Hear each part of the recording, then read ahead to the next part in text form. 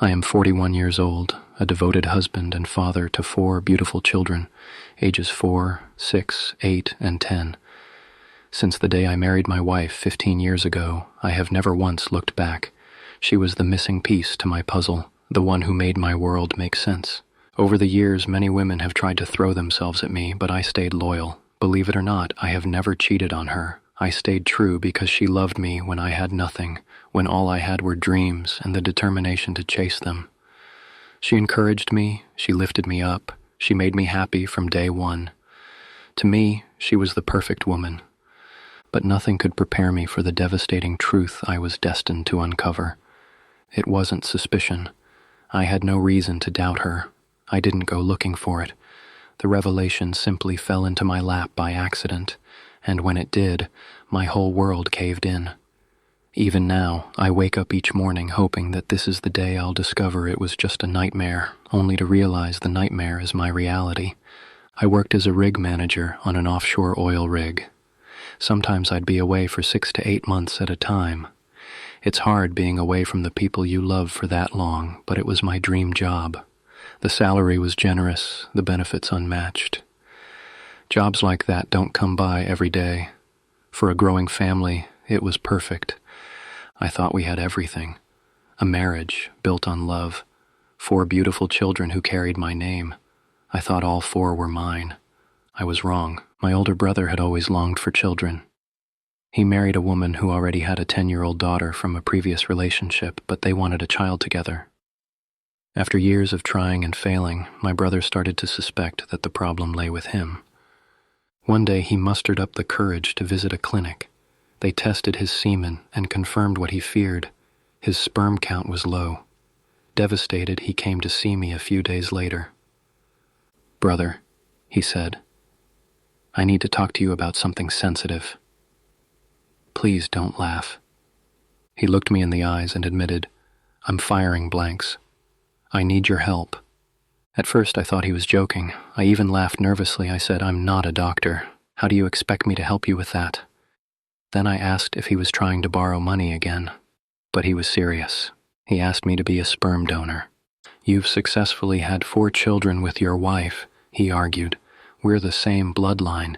If anyone can help, it should be you. The child would still feel like my own."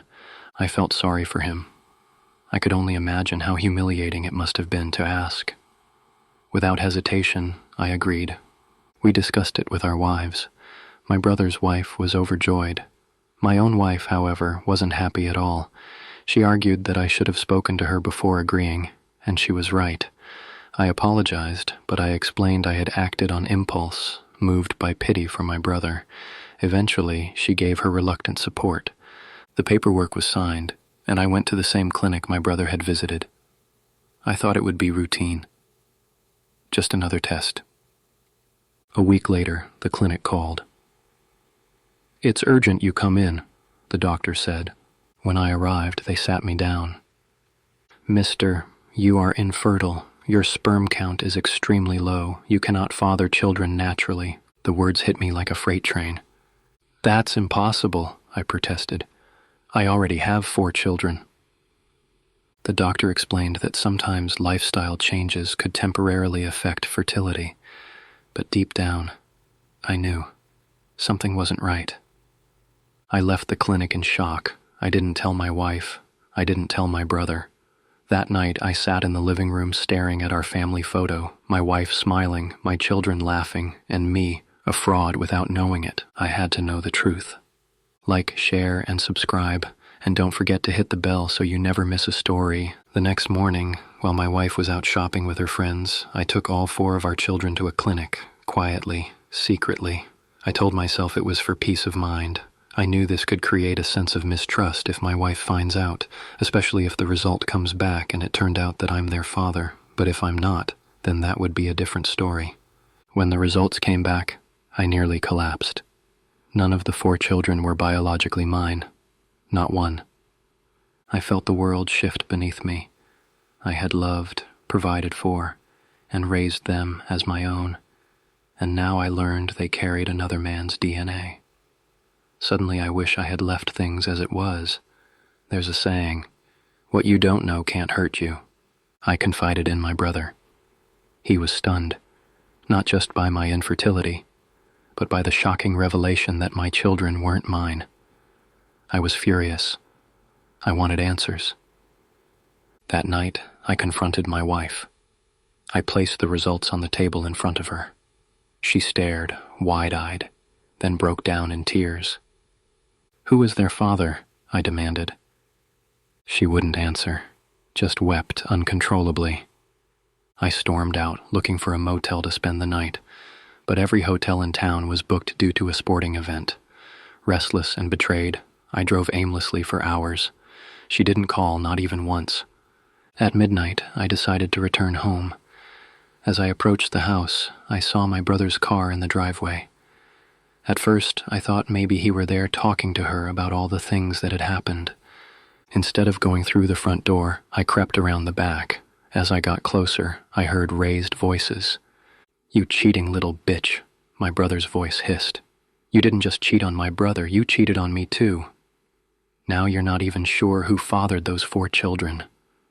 My wife's voice cracked through the night. "I swear I've only been with both of you.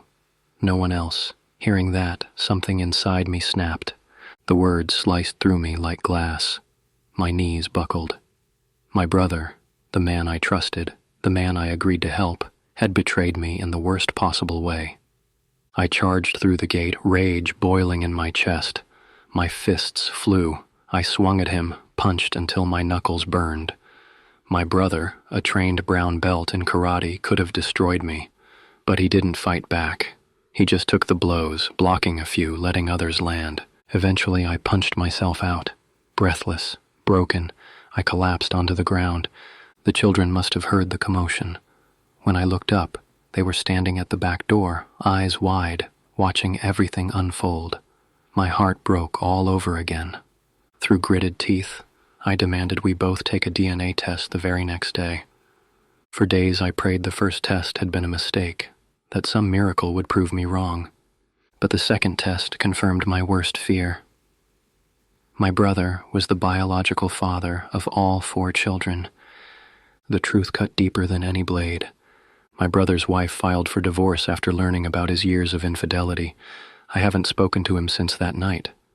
As for me, I took 6 months off work, disappearing into solitude to try to piece myself back together. But nothing heals the wound of betrayal. My wife became a devoted Christian, clinging to the Bible, hoping it could wash away her sins. Maybe she was searching for forgiveness. Maybe she was just trying to survive. Every time I think of the children, my chest tightens. They grew up believing I was their father. To them, I am their hero, their provider.